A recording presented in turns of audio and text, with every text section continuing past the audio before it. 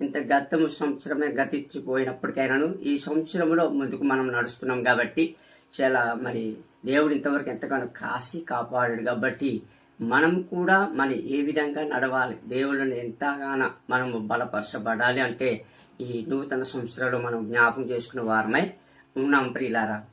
అయితే ఈ మాట మనకి ఆయన చెప్పిన మాట ఏంటంటే, మరొక సందేశం ఏంటంటే యెషయా గ్రంథము 38వ అధ్యాయము 15 వచనములో అంటాడు. ఏమంటున్నాడంటే, నా సంవత్సరములన్నీ నేను మెల్లగా నడుచుకుంటున్నాను అంటున్నాడు. నా సంవత్సరములన్నీ నేను మెల్లగా నడుచుకుంటున్నాను, ఎందుకంటే ఆయన నాకు మాట ఇచ్చెను, ఆయనే నెరవేర్చను. నాకు కలిగిన వ్యాకులను బట్టి నేను ఇలా నడుచుకుంటున్నాను. ఎందుకు నడుచుకుంటున్నానంటే దేవుడు నాతో చెప్పాడు, నాకు